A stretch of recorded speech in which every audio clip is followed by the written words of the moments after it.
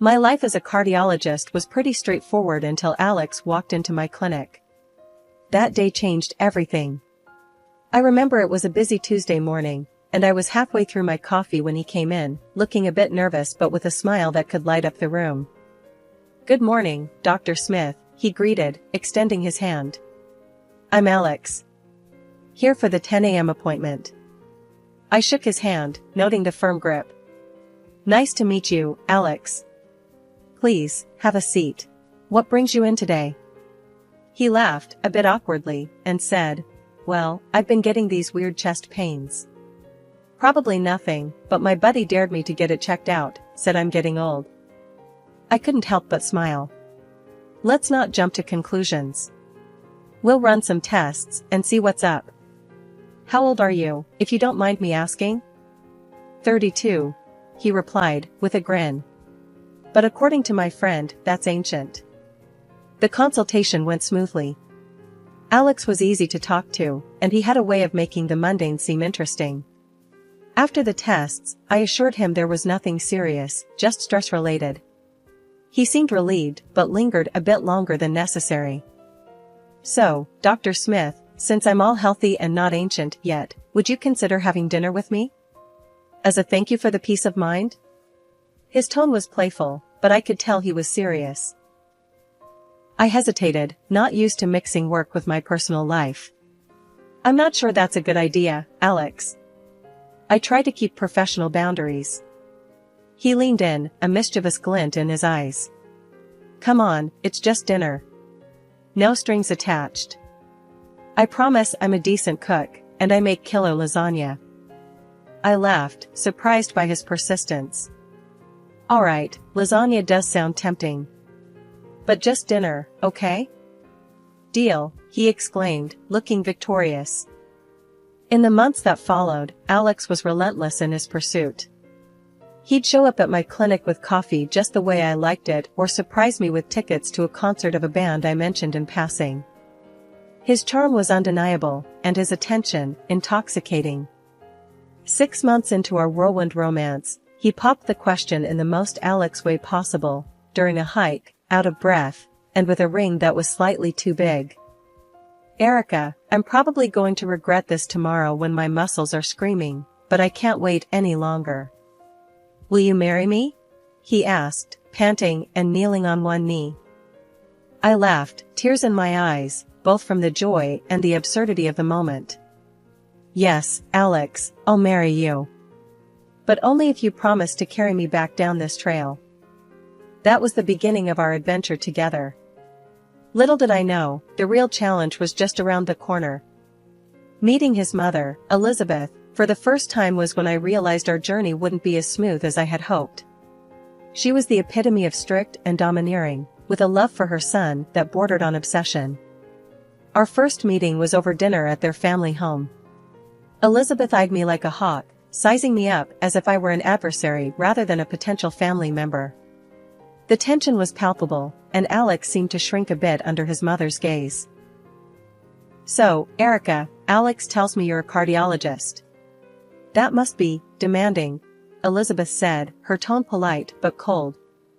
"Yes, it is, but I love my job. It's rewarding to help people," I replied, trying to keep the conversation light. "And you plan to continue working after the wedding?" Her question felt more like an interrogation. I nodded, suddenly feeling defensive. "Yes, I've worked hard to get where I am. I don't see why getting married should change that." Elizabeth's lips thinned into a disapproving line. "I see. Well, I just hope you remember that your first duty is to your husband and future family, not your career." That night, Alex and I had a long talk. He assured me that we'd face whatever came our way together, including his mother's disapproval. I wanted to believe him, but deep down, I knew this was just the beginning. Elizabeth wasn't the type to back down, and neither was I. After the wedding, Alex and I settled into our routine. Life was good, or so I thought, until Elizabeth, my mother-in-law, decided it was her divine mission to fix our lives. Her surprise visits became a regular annoyance, each one marked by her critical eye scanning our apartment like a drill sergeant inspecting a barracks. One Saturday, as Alex and I were enjoying a rare lazy morning, the doorbell rang. I glanced at the clock, 8 a.m., and groaned. Alex shot me a knowing look before heading to the door. Sure enough, Elizabeth barged in, her eyes immediately zeroing in on the unwashed dishes from last night's dinner. "Good morning, Elizabeth," I said, trying to keep my voice neutral. "To what do we owe the pleasure?" She sniffed, ignoring my question. "You know, Erica, a clean home is a happy home. It's not healthy to live in such disarray." Alex, ever the peacemaker, chimed in. "Mom, we were just about to clean up. Why don't you sit down, and I'll make you some coffee?" But Elizabeth was on a roll, her gaze now fixed on the living room. "And that couch. It's all wrong for the space. Have you considered moving it against the other wall? And those curtains. Dear, they do nothing for the room." I bit my tongue, counting to 10 in my head. Alex, sensing my growing irritation, tried to steer his mother towards the kitchen. "Mom, seriously, the coffee. Let's go." As they disappeared into the kitchen, I followed, not ready to let Elizabeth have free rein in my apartment. The criticism didn't stop at the decor. Next, she launched into our dietary habits when she noticed the takeout boxes in the trash. "Eating out again? You know, Erica, a wife should take care of her husband's health. Home-cooked meals are the cornerstone of a happy marriage." That did it. I could handle the digs at my cleaning and decorating, but questioning my role as a wife was a step too far. "Elizabeth, I appreciate your concern, but Alex and I are quite happy with our arrangement. We both work long hours, and sometimes, takeout is just easier." She tooted, shaking her head. "I just don't understand your generation. When I was your age, I had a home-cooked meal on the table every night for my husband and son." Alex, bless him, jumped to my defense. "Mom, times have changed. Erica's not just a housewife. She's a brilliant cardiologist, and I'm fully capable of cooking or ordering pizza if it comes to it." The conversation was going nowhere, and Elizabeth's presence was starting to suffocate me. I excused myself, claiming a sudden headache, and retreated to our bedroom, leaving Alex to handle his mother. One day, the invasion reached a new level. Alex and I had planned a weekend getaway, just the two of us, to recharge. We returned home to find our apartment spotless, but not in the way we left it. Furniture was rearranged, new curtains hung in the living room, and our bedroom looked like it had been ripped out of a home decor magazine. "What the?" I started, my eyes wide as I took in the changes. Alex was equally shocked. Did we get robbed by an interior decorator? Before we could process everything, Alex's phone rang. It was Elizabeth, sounding far too pleased with herself. "Did you notice the changes? I couldn't stand to see your apartment in such a state. You'll thank me later." Alex's face turned red, his usual calm demeanor slipping. "Mom, why would you think this is okay? You can't just come in and rearrange our lives." Her response was as infuriating as her actions. "I'm just trying to help. It's clear Erica doesn't know the first thing about keeping a home. Someone had to step in." That was the last straw. Alex, usually the one to smooth things over, was livid. He made it clear to his mother that her help was not welcome and that she was to call before visiting in the future. The news of the pregnancy came as a surprise. Not an unpleasant one, but a surprise nonetheless. I remember staring at the test, my heart racing, until Alex found me in the bathroom, my face probably a picture of shock and awe. "What's up, babe? You look like you've seen a ghost," he said, leaning against the doorway with that easy smile of his. I handed him the test without a word, watching as his expression shifted from curiosity to outright joy. "Seriously? We're gonna have a baby?" he whooped, lifting me off the ground in a tight hug. "Yeah, seems like it," I managed, the reality of it all beginning to sink in. We decided to tell Elizabeth and Alex's dad, Robert, over dinner at their place. Predictably, Elizabeth's reaction was intense. "A baby? Oh, my goodness, this is wonderful news. Finally, I'm going to be a grandmother." Her excitement was genuine, and for a moment, I saw a softer side to her. Robert was equally thrilled, beaming with pride. "Congratulations, you too. This is fantastic news." But, of course, Elizabeth couldn't let the moment pass without slipping in her 2 cents. "Erica, you'll have to be very careful now. Pregnancy isn't easy, and with your job. Well, I just hope you're planning to take it easy." I bristled at the comment, ready to defend my ability to work and be pregnant, but Alex squeezed my hand under the table, a silent plea to let it go for the night. The pregnancy wasn't easy, as Elizabeth had so eagerly predicted. My peanut allergy, always a nuisance, became a constant threat, requiring me to be extra vigilant. Elizabeth, ever the helpful in-law, had plenty to say about that too. During one particularly difficult week, when I was feeling run down and tired from juggling work and pregnancy, Elizabeth dropped by unannounced, as was her habit. "Erica, you look exhausted. Are you sure you should still be working? A woman in your condition needs to rest," she clucked, eyeing me like I was a fragile piece of china. I sighed, not in the mood for a lecture. "Elizabeth, I'm fine. My doctor says it's okay to work, and I need to stay active." "But your allergies, dear. It's just not safe. What if something happens? You're not just responsible for yourself now," she pressed, her tone a mix of concern and criticism. Alex came to my rescue, walking into the room with perfect timing. "Mom, Erica's a doctor. She knows what she's doing. Let's not stress her out more, okay?" Elizabeth huffed, clearly not convinced, but dropped the subject. Her concern was touching, in a way, but suffocating. I was a cardiologist, for crying out loud. I knew how to take care of myself and my baby. When we found out we were having a girl, Elizabeth's excitement reached new heights. "A granddaughter. Oh, Alex, we must start planning the baby shower immediately. And the nursery. Erica, have you thought about the nursery?" After Emily was born, I took a year off to be with her, which was amazing, but also isolating. I missed my work, my colleagues, and the part of me that thrived on helping others. So, I decided it was time to go back, at least part-time, which meant we needed a nanny. The plan seemed simple enough until Elizabeth caught wind of it. She showed up unannounced, as was her way, her face stormy the moment I opened the door. "A nanny? Really, Erica? You're going to let a stranger raise our Emily?" She practically spat the words out, her disdain for the idea palpable. I sighed, bracing myself for the inevitable confrontation. "Elizabeth, it's not like that. I'm going back to work part-time. We need someone to watch Emily, and what?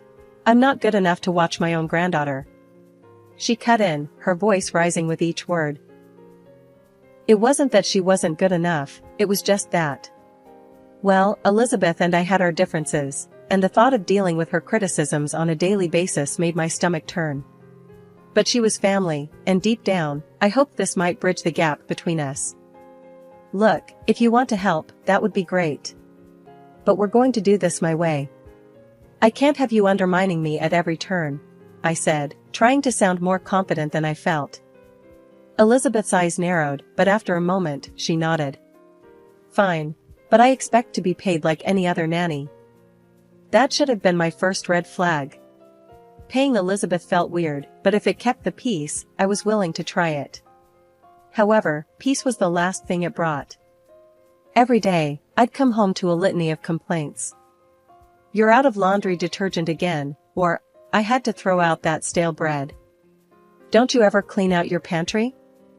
It was relentless. Alex tried to mediate, bless him, but it was like trying to stop a hurricane with a fence. One day, I'd had enough. I walked in to find Elizabeth berating me for the tasteless dinner I'd prepared for Alex the night before. "You can't feed a child, let alone a grown man, with this slop." That was it. I snapped. "Elizabeth, I'm done. I appreciate your help, but this isn't working. You need to stop coming over." Her face went from angry to furious. "Fine. See how well you manage without me." She slammed the door on her way out, leaving me shaking but strangely relieved. Alex came home to find me sitting at the kitchen table, a mix of emotions swirling inside me. "She left," I said, simply. He sighed, wrapping his arms around me. "I'm sorry, Erica. I know she's my mom, but you're my wife. We'll figure this out together." And that was that. Elizabeth's reign as the nanny from hell was over, and despite the drama, a weight had been lifted. We found a lovely local girl to help with Emily, and life settled into a new, happier rhythm. The day after our big blow-up, Elizabeth called me as if nothing had happened. "Erica, I've been thinking, we got off on the wrong foot yesterday. I baked a pie. Thought I'd come over, maybe we can start fresh?" I was on edge, still reeling from our last encounter. The last thing I wanted was to see her, but the constant fighting was draining. Maybe this pie was her olive branch. "All right, Elizabeth. Let's try this again," I sighed, hoping for the best, but expecting the worst. She showed up 2 hours later, pie in hand, smiling as if we were old friends. "Here, I made your favorite. Let's put all that unpleasantness behind us, shall we?" I forced a smile, taking the pie. "Thanks, Elizabeth. That's very kind of you." Just then, my phone rang. Work needed me, urgently. My heart sank. I couldn't leave Emily alone, not with things so strained between Elizabeth and me. "Actually, Elizabeth, I just got called into the clinic. Would you mind watching Emily for a bit?" I asked, the words tasting bitter in my mouth. Her eyes lit up, a stark contrast to the dread filling my stomach. "Of course, dear. Go, don't worry about a thing. We'll have a grand time." I hesitated, looking at Emily, then back at Elizabeth. There was no choice. "Okay, I'll be as quick as I can." "Thank you, Elizabeth," I said, rushing to gather my things and head out the door. Driving to work, my mind wasn't on the emergency waiting for me, but on Emily and Elizabeth. The uneasy truce felt fragile, and I couldn't shake the feeling of dread about leaving them together. Every minute dragged on, my thoughts constantly drifting back to how Emily was doing, hoping that Elizabeth's offer to make amends was genuine and not just another tactic to assert her control. The day was dragging on, my mind a constant cycle of worry about Emily and trying to focus on work, when my phone rang. It was Elizabeth, panic-edging every word as she practically yelled, "Erica. Emily, she can't breathe properly. You have to do something." My heart plummeted. "Calm down, Elizabeth. Tell me exactly what's happening," I said, trying to keep my voice steady despite the rising panic. She's wheezing and her face is all puffed up. "What do I do?" Elizabeth's voice cracked, a mix of fear and confusion bleeding through. I knew immediately what was happening. "Listen to me very carefully. Go to the kitchen, second drawer. There's an EpiPen. Use it now. I'm calling 911 and I'm on my way." Hanging up, I dialed 911, explaining the situation as best as I could while grabbing my keys and rushing out the door. My mind raced, thoughts jumbled. How did this happen? We were so careful with food. I made it home in record time, finding the paramedics already there, attending to Emily. The relief that washed over me when I saw her breathing was better, albeit still strained, was indescribable. Elizabeth was a mess, pacing back and forth, her earlier accusations forgotten in the face of the emergency. "I don't know how this happened, Erica. I swear, we didn't eat anything unusual," she said, her voice trembling. I didn't have time to respond, my focus solely on Emily as the paramedics worked. They decided to take her to the clinic for further observation, not wanting to take any chances. I nodded, understanding and grateful for their thoroughness. At the clinic, they confirmed it was anaphylactic shock, likely from a food allergen. I couldn't wrap my head around it. We were so careful, especially with Emily's and my allergies. There must have been some cross-contamination, I muttered, more to myself than anyone else. Elizabeth was quick to defend herself. "I didn't give her anything from the list you gave me. You have to believe me, Erica. I'd never put Emily in danger. I was too tired to argue, too relieved that Emily was okay to hold on to anger. We spent the rest of the day at the clinic, Emily gradually returning to her usual self, though still a bit groggy from the medication. That evening, after the longest day of our lives, Alex and I sat in the living room, holding each other, grateful for the quiet and that Emily was safe in her bed. The stress and fear had drained us both, but there was a sense of relief that it was finally over. Alex, ever the caretaker, got up to make us some tea. He spotted the pie his mom had brought over earlier on the kitchen table. "Hey, you want a piece of pie Mom brought?" he asked, trying to lighten the mood. "No, thanks. Just tea for me," I said, not having the slightest appetite for anything, especially not that pie. He shrugged and cut himself a piece. That's when he noticed something that stopped him cold. "Huh, looks like someone already had a bite." Then he took a bite, chewed thoughtfully, and his face changed. "Wow, that's a strong smell of peanuts." My heart stopped. Peanuts. The reality hit me like a ton of bricks. "Alex, that's it. The peanuts. Your mom, she knows I'm allergic. And Emily." I couldn't finish the sentence, the implication too horrifying to voice fully. The next day, we confronted his parents. The tension was palpable as we laid out the accusations. Alex, usually so calm, was shaking with anger. "Mom, did you put peanuts in that pie? You know Erica and Emily are allergic. What were you thinking?" His mother's face was a mask, but her eyes, there was something in them that chilled me. I just wanted to make a pie. I didn't think." But Alex wasn't having any of it. Didn't think? Or didn't care? "You could have killed our daughter." That's when his dad stepped in, his voice thunderous. "Is this true? You endangered your granddaughter? I can't believe this. I'm calling the police." And he did, right there and then. The police came, and faced with the evidence, Elizabeth didn't deny it. "I just wanted Erica out of the way," she said, a statement that would haunt me forever. After everything that went down, the dust finally settled. Elizabeth was sentenced to prison, a severe punishment that kept her away for a good long while. It was a tough pill to swallow, seeing family torn apart like that, but it was necessary, for Emily's safety and our peace of mind. A few weeks after the trial and all that, Alex's dad, Robert, showed up at our door. It was the first time we'd seen him since everything happened. The man looked like he'd aged years in just a few months, weariness etched into every line on his face. He didn't waste any time, just got right to the point. "Erica, Alex. I'm so sorry. For what Elizabeth did. I can't even begin to. I just never thought." Alex cut him off, not unkindly. "Dad, it's okay. We know you had nothing to do with it." Robert nodded, his eyes misty. "I brought something for Emily. And, if it's all right with you, I'd like to see her. Missed her like crazy." Looking at Alex, we shared a silent conversation. This was his dad, Emily's granddad. Family, despite the chaos and hurt.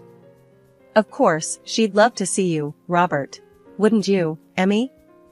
I said, turning to our daughter, who was eyeing the big bag of gifts with wide, curious eyes.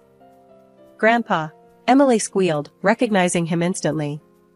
The joy in Robert's eyes was unmistakable as he knelt down to hug her, handing over the gifts one by one, each wrapped with care. Later, sitting down with cups of coffee, Robert spoke up again. "I've filed for divorce. Can't stay married to someone capable of, well, you know. It's hard, after all these years, but it's for the best." Alex put a hand on his father's shoulder. "It's going to be okay, Dad. We're here for you. We're family." "Yeah," I added, squeezing Alex's hand. "We'll get through this together. And hey, Emmy's got her grandpa back. That's all that matters." Robert smiled, a genuine, relieved smile. "Thank you, both of you. Means the world to me. I just want to be a part of your lives, and Emmy's. make up for lost time. And that was our new beginning. A fresh start, not just for us, but for Robert too. Life had thrown us a curveball, but we'd caught it, and now, we were moving forward, together.